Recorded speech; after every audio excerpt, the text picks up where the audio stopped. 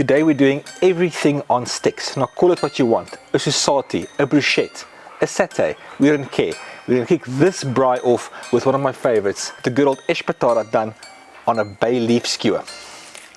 Now cut the intro, Lucas.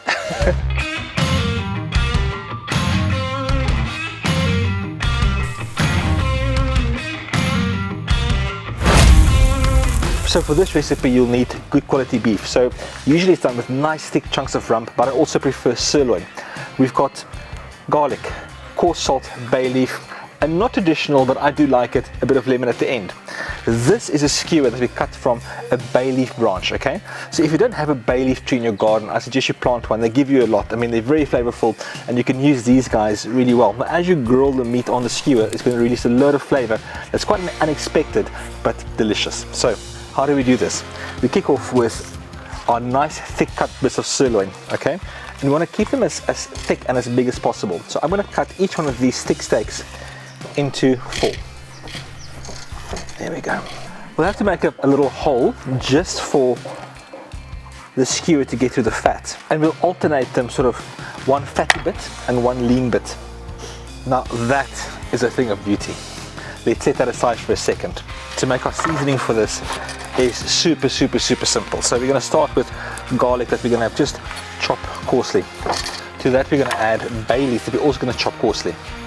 I'm going to chop these together, but remember we're not looking for a wet sort of bay leaf garlic paste. It's a seasoning that goes on the outside of the meat to marinate it, and then we lose some of it in the fire while we're grilling.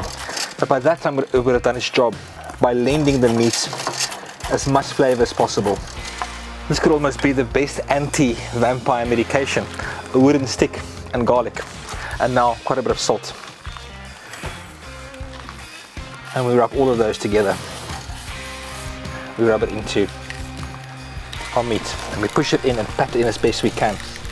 Now, very often these guys are done in sort of rotisseries, but our Weber grill luckily is lifted off the coals, so we're going to go straight onto the coal and that's it. Now if you look at the amount of salt, don't be too concerned. We're going to lose quite a bit of it in the fire, and if you're still concerned about salt at the end, we'll just brush it off simply.